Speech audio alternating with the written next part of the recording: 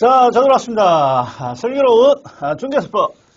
네. 어서 오십시오. 안녕하세요. 민쌤입니다. 자, 오늘은 주택, 임대차, 보호법. 저 관심 많습니다. 이거. 예, 그래서 요즘에 이슈가 많이 되고 있죠. 전세 사기도 있고. 네. 끔이 깔끔하게 강의 좀 해주십시오. 그렇죠. 네. 그래서 이 주택 임대차 보호법 같은 경우에는 민법에서도 한두 문제가 나오고 저희 중개사법에서도 한두 문제가 출제가 되기 때문에 반드시 알아두고 가셔야 될 테마죠. 이건 공부가 아니라 이게 실무에서도 최소한 주택 임대차 보호법 정도는 달달 꿰고 있어야죠. 네. 그렇죠. 맞습니다. 일단 처음 보실 거는 이 주택 임대차 보호법의 목적 그리고 적용 범위들인데요.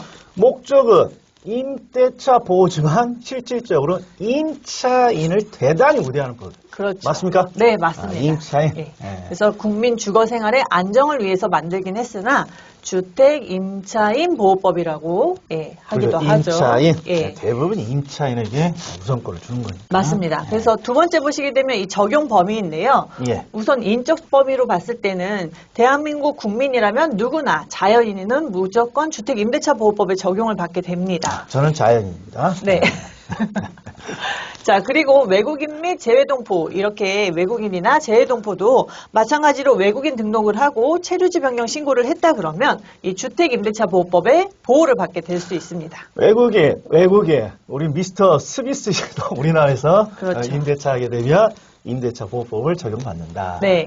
그리고 법인 같은 경우에는 원칙적으로는 이 보호 대상이 아니지만 이렇게 중소기업이나 지방공사 아니면 한국토지주택공사 등 이렇게 직원의 숙소 혹은 뭐 임차를 주는 이런 지원을 해주는 임차를 지원해주는 이런 법인 같은 경우에는 예외적으로 이렇게 법인은 원래 적용이 안 됩니까? 네. 법인의 임대차는? 예, 맞습니다. 그래요? 네. 그런데 안 되는데 요인간들만 된다? 그렇죠. 예, 그래서 중소기업, 지방공사, 한국토지주택공사. 보통 이 한국토지주택공사는 임대를 위해서 이렇게. 지방공사나 한국토지주택공사는 임대사업 자체를 하니까. 그렇죠. 또 임대에서 전대하기도 하고. 네. 그러니까 적용받을 것 같고. 중소기업은 약자라 보호하는 거예요? 네, 맞습니다. 그래서 이제 문제도 지문에 이렇게 가끔 나오는데 그럴 때는 이렇게 중소기업은 지방에 숙소가 있다. 보통 이제 직원들 숙소 많이 쓰잖아요. 네. 암기 코드예요? 네. 오늘 별거 다 준비해왔네. 중소기업이 지방에 숙소가 있다. 네, 주택이 숙소. 네. 중소기업은 지방에 숙소. 네. 그러니까 한국토지주택공사를 연상해라. 네. 됐습니다.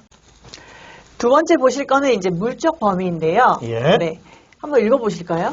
실지 용도에 따라 사실상 주된 용도가 주거용 건물의 전부 또는 일부. 아무튼 주된 용도로 파악한다. 네. 그래서 이제 제일 중요한 거는 주거용 여기 건물이라고 표시가 되어 있긴 하지만 건물만 보호되는 건 아닙니다.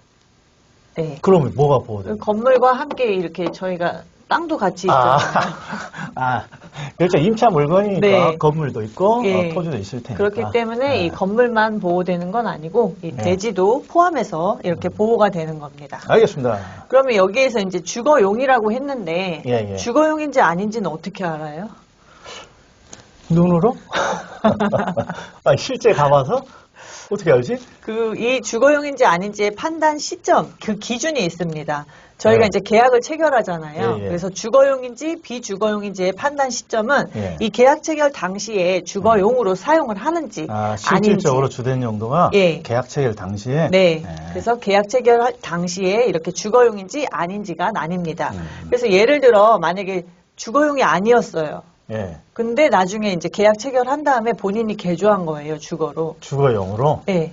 그러면 이게 범위 주택이 아니라고 본다는 거죠? 계약 체결 그렇죠. 당시에 주거용으로 실질적으로 이용하고 있어야 된다. 맞습니다. 이렇게 계약을 할 때 여기가 주거용이 아닌데 이렇게 계약 체결 후에 주거로 개조를 했어요. 그러면 이거는 주거가 아니에요. 주거용이 아닙니다. 근데 주거용이 아니었는데도 불구하고 계약 체결 후에 임대인의 동의를 얻었어요. 네. 그래서 이렇게 주거로 개조를 했다. 이런 경우에는 주거용으로 됩니다. 임대인의 동의를 받았다 그러면 네. 이걸 이제 용도를 바꿨다 이렇게 그냥 생각하나 보죠. 그렇죠. 임대인의 동의를 받고 하면 주거용으로 인정해준다. 맞습니다. 네. 알겠습니다. 그리고 이제 이렇게 주택의 전부 또는 일부. 예를 들어서 본인이 이렇게 예. 집을 사용하는데 예. 이 공간에 자기가 이렇게 주된 용도는 주거용이긴 한데 여기를 뭐 사무실로 쓰거나 예. 혹은 창고로 이렇게 일부를 쓰고 있습니다. 예. 이런 경우엔 주택임대차보호법에 적용을 받을까요? 안 받을까요? 일단 주된 용도가 주택인데 옆에다 창고 이런 거 쓴다는 거니까 그럼 주된 용도로 보면 주택 그렇죠. 맞습니다. 보호된다. 예. 주택임대차보호법 적용된다. 예, 이거는 이제 보호가 돼요. 그런데 예를 들어서 예. 이렇게 대표적인 판례로 이제 저희가 이 여인숙하고 그리고 다방이 있죠. 아따 언제적 표현일까? 그렇죠. 예. 그래서 여인숙 같은 경우에는 방이 엄청 많은데 네. 이 방 중에 하나를 이렇게 본인이 주거용으로 사용을 하고 있습니다. 그럼 얘는 오늘 시작부터 질문이 많은 게 여인숙은 전체가 주거용은 아니죠. 그렇죠. 그런데 일부를 주인이 숙소로 쓴다. 예. 그럼 주된 용도가 주택은 아니니까 얘는 보호 안 받을 것 같아요. 맞습니다. 아직까지는 진짜 예. 함정이 안 빠지고 있습니다. 그럼 요번에 이제 다방 같은 경우에도 이제 이렇게 있는데 여기에서 요 부분을 숙소? 예. 이것도 아니겠지. 다방이니까. 그렇죠. 그래서 이거는 영업에 부수한 그런 공간이기 때문에 이 둘은 주택임대차보호법에 적용을 받지 않습니다. 그럼 누가 저기에 임대차 해. 임대차 할 것 같지도 않아. 그렇죠. 그리고 일시 사용, 잠깐 사용을 위한 이 임대차가 명백한 경우에는 이 주임법 적용을 받지 않아요. 임대차를 하고 있지만 일시 사용이라는 게 명백하면 적용받지 않는다. 네. 자, 이번에는 뭡니까? 이번에는 존속기간입니다. 존속기간. 네. 존속기간. 법조문 먼저 볼까요? 영어 한번 읽으라고 그러? 네. 자, 기간을 정하지 아니하거나 2년 미만으로 정한 임대차는 그 기간을 2년으로 본다. 요건 저도 알고 있는 법조문입니다. 2년으로 본다. 다만 임차인은 2년 미만으로 정한 기간이 유효함을 주장할 수 있다. 네, 이것도 읽어요? 네, 끝까지. 임대차 기간이 끝난 경우에도 임차인이 보증금을 반환받을 때까지는 임대차 관계가 존속되는 것으로 본다. 예, 읽었습니다. 네. 그래서 보시게 되면 존속기간 같은 경우에는 첫 번째로는 기간을 정하지 아니하였거나 아니면 2년 미만으로 정한 임대차는 그 기간을 2년으로 보게 됩니다. 2년. 2년은 최소한 확보해 주겠다. 그래서 임대인 같은 경우에는 최단기간인 이 2년을 보장해 주게 되고요. 예. 그렇죠. 그리고 임차인 같은 경우에는 2년 미만으로 예를 들어 뭐 1년만 살겠다 하면 그것에 대한 기간의 유효함을 주장할 수가 있습니다. 그러니까 여기서부터가 우리 주택임대차보호법이 확실히 임차인을 보호하기 위한 법이다. 이런 삘이 이제 보여지네요, 저는. 네, 그렇습니다. 그럼 만약에 이렇게 2년을 살았어요. 2년 이렇게 살았다. 살아서 임대인 같은 경우에는 보증금을 반환해줘야 될 의무가 있어요. 그렇죠. 임대인은 보증금을 반환해줘야 되고. 그렇죠. 그리고 임차인 같은 경우에는 목적물을 반환해줘야 될 의무가 있습니다. 임차인은 기간이 끝나면 반환해줘야죠. 목적물을. 그렇죠. 그런데 그러면 어떤 게 더 먼저 이행이 돼야 되죠? 질문인 거죠. 그렇죠.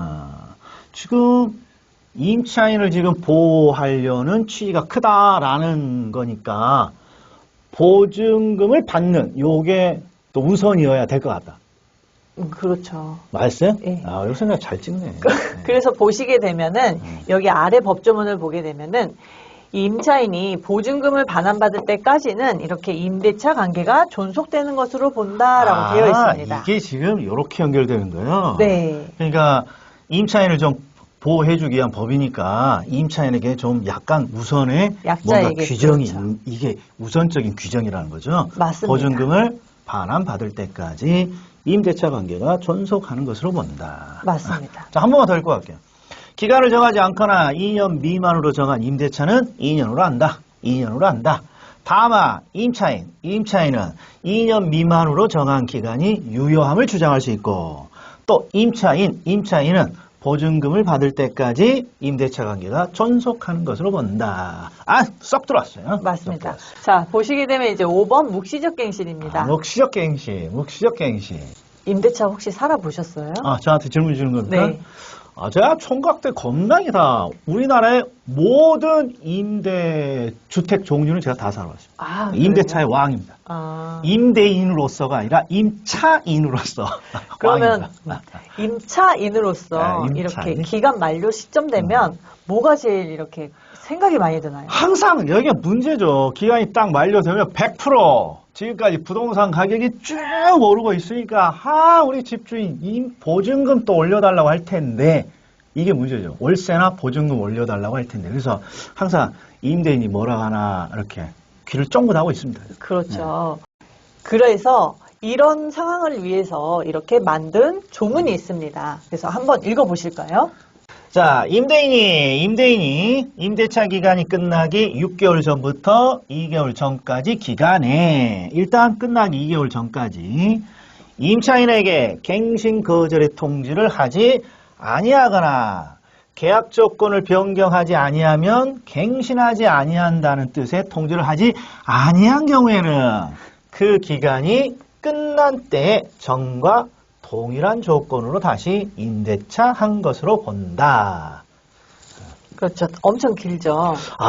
이 조문이 지금 우리 임차인이 집주인 귀만 계속 이렇게 하고 있는 거에 뭔가 확실성을 그렇죠. 좀 만들어 주네요. 네. 그래서 보시게 된다 그러면 이렇게 이 1항을 보시게 되면 임대인이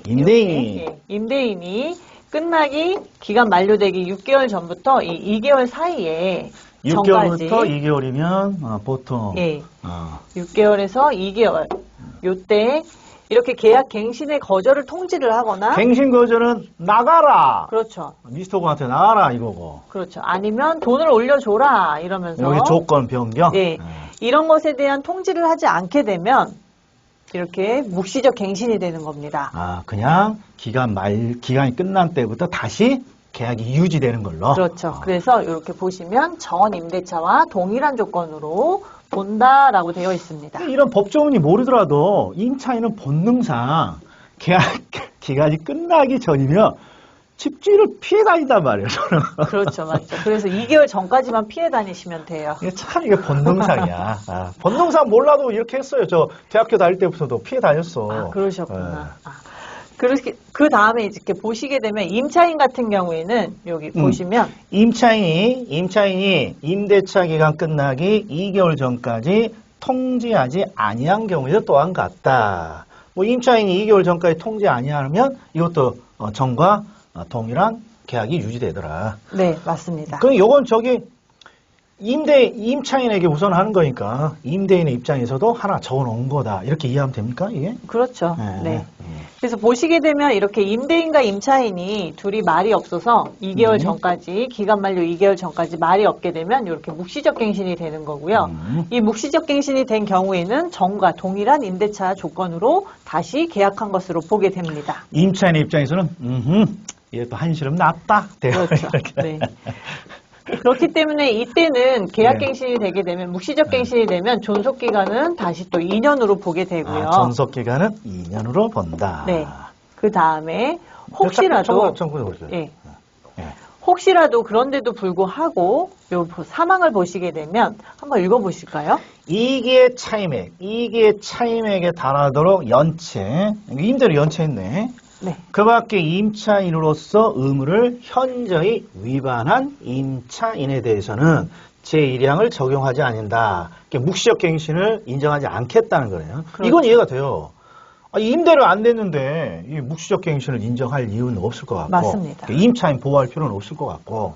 이건 무슨 말이에요? 임차인으로서 의무를 현저히 위반했다.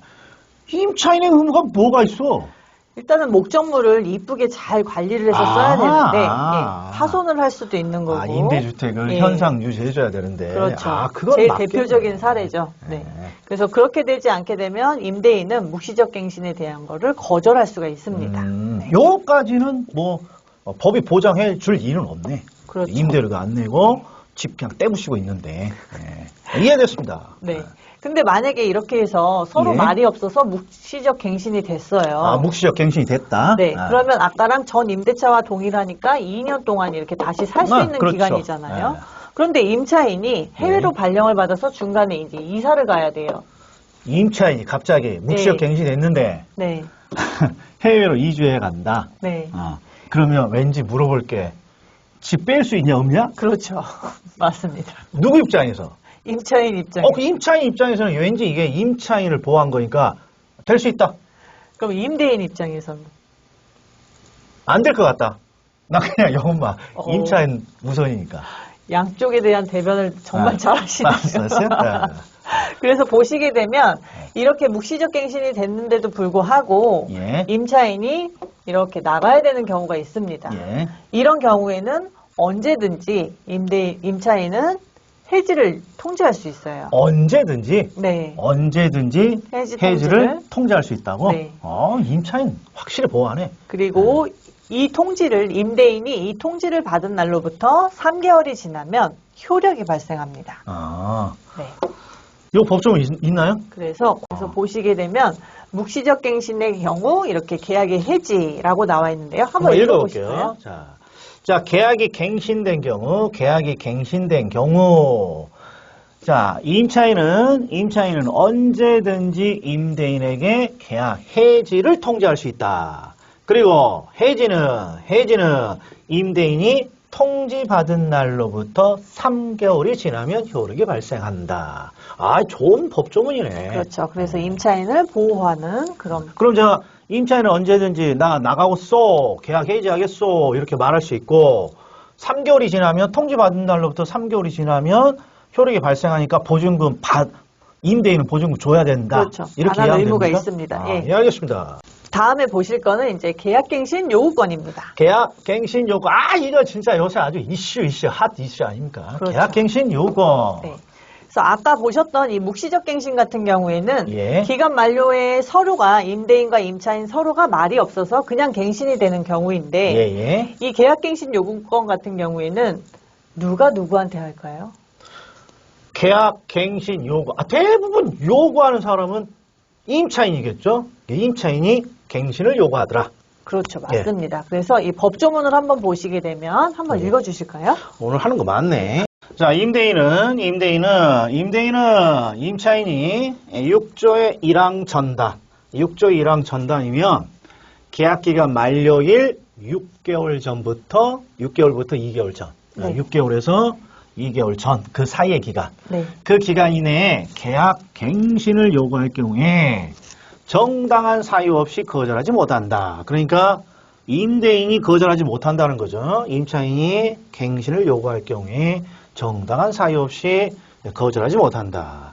이하, 임차인은 계약갱신 요구권을 1회에 한해서 행할 수 있다. 이거 정말 이슈되는 법조문이었죠. 그렇죠. 맞습니다. 그래서 이렇게 아까 봤던 것처럼 묵시적 갱신은 임대인과 임차인 둘 다 말이 없어서 예. 그냥 지나간 경우지만 이렇게 계약갱신 요구권 같은 경우에는 이 임차인이 요구를 하는 임차인이 그렇죠. 명시적으로 뭔가 요구를 할 수 있다. 요구를 할 수 있게끔 만든 조항입니다. 그래서 보시게 되면 임차인이 이 6개월 전부터 2개월 사이에 계약갱신 요구를 하는 경우에 임대인 같은 경우에는 정당한 사유가 없다면 거절할 수가 없고요.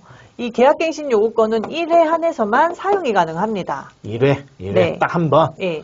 그러니까 이게 임대인들이 반대했던 이유는 그라도 지금 최소 기간을 2년으로 딱 보장하고 있는데 임차인이 이 계약갱신 요구권을 1회지만 한 번 쓰게 되면 2+2. 그렇죠. 예, 4년. 4년은 안정적으로 임대주택을 사용할 수 있다. 그렇죠. 4년이 너무 길다는 거죠. 집주인들은. 맞습니다. 예. 근데 그 길게 된 요인이 또 있어요. 길게 된 요인? 예. 길게 되는 그 요인 중에 하나가 그 문구가 뭐냐면 보시게 되면 요 중감 청구입니다. 당사자는 사정의 변동으로 적절하지 아니한 때에는 차임이나 보증금의 증감을 청구할 수 있다. 당연히 증감 청구를 할 수 있겠죠. 그리고 5%를 초과하지 못한다. 네, 맞습니다. 근데 이 2+2가 임대인들이 왜 반대했냐면 네. 이렇게 해서 보시게 되면 2년을 계약해서 살고 예. 그럼 예를 들어 여기에서 1억 원에 이렇게 계약을 했는데 예. 2+2로 해서 2년을 더 살게 되면 4년이잖아요. 예. 근데 여기에서 5% 청구를 증액을 5% 범위 내로 해야 돼요. 그럼 그렇죠. 얼마 안 되네. 그렇죠. 1억에 5%면 네. 500만 원이네. 네. 그렇기 때문에 그렇게 되면은 이 임차인 같은 경우에는 이 가격이 싼 가격에 4년을 사는 그렇죠. 예. 그러니까 임대인이 반대한 거죠. 네, 형태가 되고 임대인 같은 경우에는 이 4년 동안은 본인이 이렇게 계획했던 일도 있을 텐데 그런 것들에 대해서 이렇게 행할 수가 없는 일이 될 수도 있습니다. 네. 그래서 반대를 했었는데 중요한 건 이제 지금은 2+2니까 이제 요 시점에 왕창 4년치를 다 받는 분도 계시죠. 그러니까 이게 이 법이 20년? 20년 7월 정도 있는데 2021년에 이제 전세 대란 나온다고 전세가 엄청 올라가고 막 그러면서 난리 났었죠. 예, 그렇죠. 그래서 이런 경우에는 2년 동안 계약갱신 요구권 쓰면 2년 동안 존속기간이 있고요. 그 다음에 전 임대차처럼 이렇게 다시 동일한 조건으로 계약된다고 봅니다. 알겠습니다. 그러니까 이제 묵시적 갱신이 있고 그 다음에 임차인은 계약갱신을 한 번을 요구하는 이런 권리도 있고. 예, 계약갱신 요구권. 한번. 그러면 다음은 제가 예시로 하나 얘기를 해드리겠는데요. 이렇게 묵시적 갱신과 이제 계약갱신에 대한 케이스를 합쳐서 얘기를 해드릴게요. 예. 예를 들어 이렇게 본인이 살아야 되는 게 아이 때문에 이 특정 지역, 학군이 있는 지역은 뭐 6년 이상 이렇게 살아야 되는 경우도 있지 않습니까? 뭐 중학교 3년, 고등학교 그렇죠. 3년 그러면 최소 6년은 있어야죠. 그렇죠. 예. 근데 이제 이분이 이렇게 살았어요. 예. 근데 이 기간 만료 시점에 예. 묵시적 갱신을 할 수도 있고 예. 아니면은 계약 갱신을 요구할 수도 있습니다. 그렇죠. 근데 학군이 좋은 지역에서 집주인이 그대로 놔둘 것 같지는 않아. 그렇죠. 제일 네. 먼저 이제 얘기를 먼저 할 수도 있겠죠. 네, 그렇죠. 웬만하면 올리라고 할 것 같아요. 그렇죠. 그러면 이런 경우에는 별다른 특별한 사정이 없다 그러면 예. 그러면 이렇게 남은 이 4년을 살아야 되잖아요. 이분 같은 예, 예. 경우에는 6년을 채우기 위해서. 예. 그럼 이런 경우에는 어떻게 하는 방법이 가장 좋을까요? 2년 계약 끝났다. 네. 갱신 요구 한 번 한다. 그래도 뭔가 2년이 부족하네. 4년밖에 안 되니까. 그리고 현 시점에서는 지금 보증금이 계속 오르고 있어요. 그럼 어떻게 부동산이 호황이에요. 궁금해. 빨리 말해줘. 이런 경우에는 보통 어떻게 하냐면 예, 특별한 사정이 없다 그러면 예. 보통은 여기에서 묵시적 갱신이 아닌 임차인이 얘기를 네. 합니다. 새로운 계약을 하자고. 네. 새로운 계약을 여기서 좀 보증금 확실히 올려주고 네. 새로운 계약 체결하고 그다음에 갱신 요구하고 그렇죠. 그러면 6년 네. 기간 동안에는 그렇죠. 안정적으로 살 수 있겠네. 네. 그렇게 해서 그렇게 이제 가시는 분들의 케이스도 많습니다. 근데 뭐 이게 기간의 문제고 결국 요때 보증금 많이 올려줘야 될 것 같아. 그렇죠. 네. 본인이 살고자 하면은 이렇게 또 돈을 좀 많이 올려줘야 되긴 하죠. 자, 알겠습니다. 다시 한번 정리 한번 하고 가겠습니다. 아이고, 제가 막 네. 부숴보네. 자, 법조문 한번 제가 한번 가보죠. 자, 묵시적 갱신. 자, 묵시적 갱신. 임대인이 임대차 기간이 끝나기 6개월, 2개월 전까지 기간에 임차인에게 갱신 거절, 그다음에 계약 조건을 변경하지 아니하면 갱신하지 아니한다. 이런 통지를 하지 아니하는 경우에는 그 기간이 끝난 때 전과 동일한 조건으로 다시 임대차한 것으로 본다. 갱신 요구권. 임대인은 임차인이 그 계약 종료 만료일 6에서 2개월 전까지 그렇죠. 그 기간. 자, 임차인이 계약 갱신을 요구할 경우에 정당한 사유 없이 거절하지 못한다. 2번, 임차인은 1회에 한해서 요구를 할 수 있다. 요 정도 일단 입력했습니다. 아까 얘기했던 이 임대차 그 계약갱신 요구를 했는데도 불구하고 이 임대인이 계약갱신에 대해서 거절할 수 있는 사유입니다. 정당한 이유 없이 거절하지 못한다라고 했으니까 뭐 정당한 이유 있으면 거절할 수 있는 거니까. 그렇죠. 그래서 지금 있는 요 사유들은 정당한 이유 있이 거절하는 사유인데요. 이게 법에 나와 있는 거요? 예. 나는 딱 하나 알고 있는데 그렇게 많네. 실거주. 그래서 제일 중요한 거는 일단 첫 번째 빨간색만 읽어주세요. 이게 차임액 연체. 이거 똑같네. 묵시적 갱신도 안 되는 그 사유니까. 맞습니다. 그리고 3번 서로 합의해서 임대인이 보상을 제공. 그렇죠. 임대인이 예, 위자료 쪽으로 얼마 챙겨준 이런 경우. 그 다음에 임대인이 실제 거죠. 저는 요게 이제 주로 알고 있는 내용이죠. 그렇죠. 이해되네. 예. 이게 차임액이 연체했다. 이거 거절할 수 있고 서로 합의해서 내가 좀 보상해 줄게. 요구하지 마. 이렇게 할 수도 있고 내가 실제 살 거니까 미안하다. 못 들어주겠다. 요 세 가지 정도 이해하시면 된다. 그렇죠. 그리고 나면 이제 제일 이슈가 됐던 그 해에 제일 이슈가 됐던 게 이렇게 해서 본인이 실거주 목적으로 살겠다고 하고 제3자한테 이렇게 임대한 경우이죠. 천인공날 일이지. 그렇죠. 법 위반이지. 예, 그래서 이런 경우에는 이제 임대인이 이 임차인에게 손해배상을 해야 되는데요. 점점 재밌어진다. 예. 그래서 첫 번째로 합의금이 있다 그러면 서로 합의했다면 합의로 인해서 이렇게 가능하고요. 예. 그리고 나면 두 번째로는 이 세 가지 중에서 제일 큰 금액으로 이렇게 임차인이 손해배상을 청구할 수 있습니다. 갱신 거절 당시에 월차임 3개월분. 네. 그 다음에 제3자의 환산 월차임. 요놈이네요. 요 그렇죠. 사람이 내는 네. 임차료. 네. 2년분. 저기는. 이거는 이제 뭐냐면 이렇게 애매하는 차액 2년분. 네.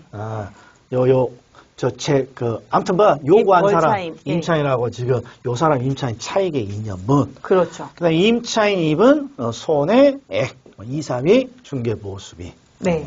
그래서 보시게 되면 이제 얘기했지만 부동산이 화랑일 때는 이제 요게 제일로 많겠죠. 2년분의 차액이. 부동산이 화랑일 때는. 네. 그래서 요거 요렇게 알아두시면 될 것 같아요. 아무튼 갱신을 거절했는데, 내 요구에 대해서 거절했는데, 알고 봤더니, 자기가 거주하지 않고 제3자에게 임대했다면 손해배상을 청구할 수 있다. 그렇죠. 일단 이렇게. 네. 그렇게 알겠습니다. 알고 계시면 됩니다. 그러면 문제 한번 풀어볼까요? 자, 24의 변형 문제 한번 풀어보겠습니다. 한번 보겠습니다. 문제 풀이 전 좋아합니다. 자, 개업공인중개사가 임대인 갑과 임차인 을 사이의 주택임대차 계약을 중개하면서 계약의 갱신에 대해서 설명하고 있다. 자, 옳은 거 빵꾸. 자, 을이 네. 을이 누구죠? 임차인. 네.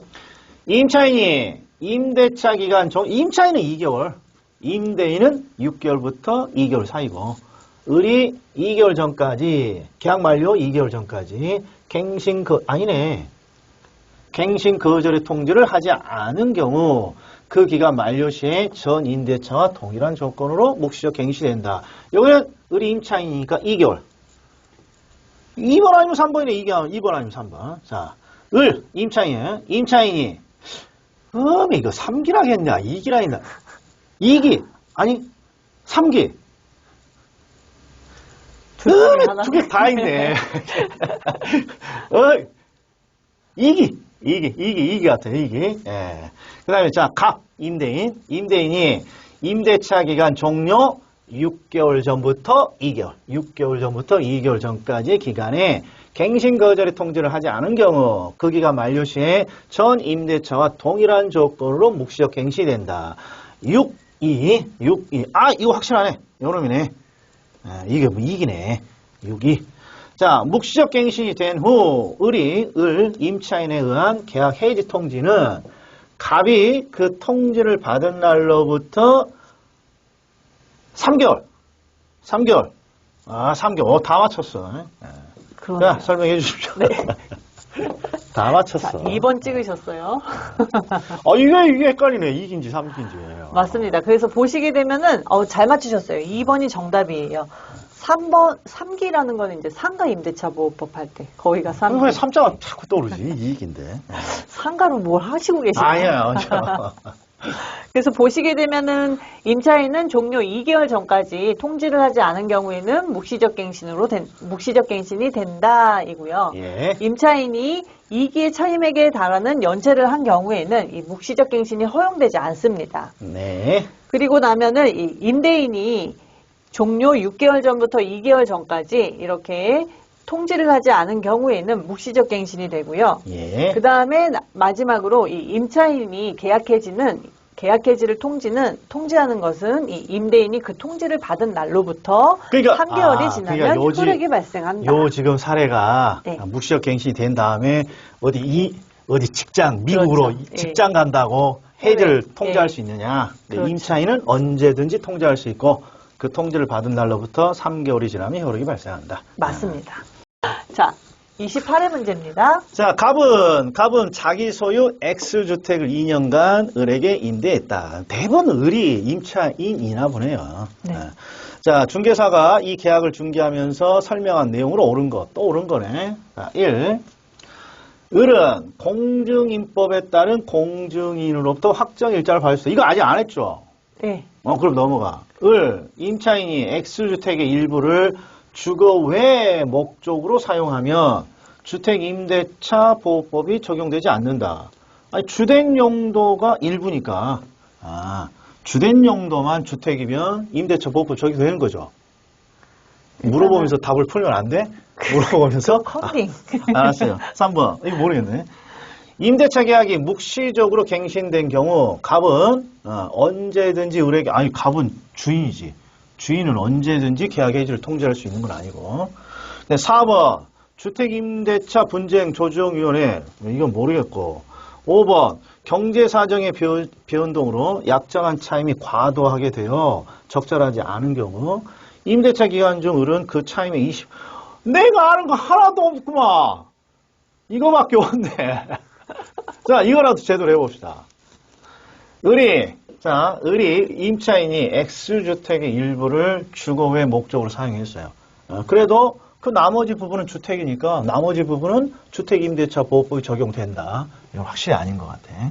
자, 그 다음에 을은 공증인법에 따른 공증인으로 확정일자를 받을 수 있다. 아니, 공증인한테 확정일자 못 받을 것 같지는 않고.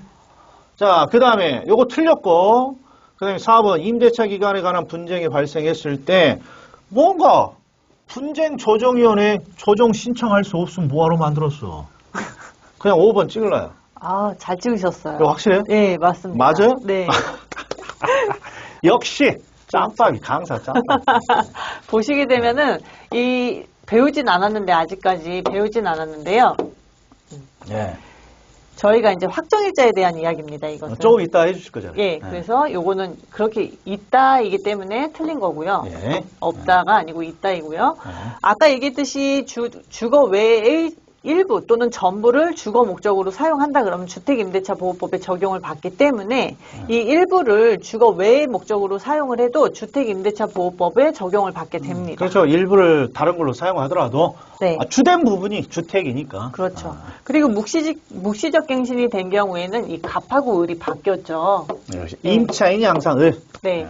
그래서 바뀌었기 때문에 그래서 틀린 거고요. 네. 4번 같은 경우에는 만약에 살다가 이렇게 분쟁이 나는 경우도 있어요. 임대인과 임차인이. 그런 경우에는 이렇게 주택임대차 분쟁 조정위원회에 임대인도 임차인도 모두 이렇게 조정 신청을 할 수가 있습니다. 그리고 아까 얘기했듯이 경제적 변동이나 차임 등 이렇게 해서 20분의 1, 그러니까 5%죠. 네. 지금 이게 5% 요게 논점이에요. 임대차 기간 중 임차인은 그 차임의 5%를 감액을 청구할 수 있다. 네. 근데 이제 여기에서는 감액이잖아요. 저희는 증액이었잖아요. 증액을 5% 범위 내에서 증액에 대해서 한도를 초과할 수 없다라고 되어 있었잖아요. 그러니까 5%의 금액을 초과하여 임대인은 증액시킬 수 없는데 네, 임차인은 임차인이니까 그렇죠, 감액을 5% 넘게 막 절반 깎아주쇼 이렇게도 된다는 거죠? 그렇죠. 청구만 할 수 있고 이제 받아들이는 건 임대인 몫이죠. 이게 뭔지 모르지만 을은 임차인이니까 이런 조항 없이 나 공짜로 해주시오 이렇게 청구를 할 수 있다는 거지. 그렇죠. 청구는 아무 되든 안 되든 그럼 청구를 할 수 있겠지. 나 공짜로 해주시오. 맞습니다. 그래서 5번이 정답입니다. 이게 지금 임대인에 대한 그 법 조문을 이렇게 임차인으로 바꿔서 함정을 만든 거군요. 네. 재밌네. 네, 그렇죠. 나 공짜로 해줘라. 할 수 있지. 그래서 이제 여기까지가 저희가 이제 주택임대차보호법 앞부분에 대한 이야기였습니다. 그럼 이제 본격적인 거 다음 시간에 뵙겠습니다. 네, 감사합니다.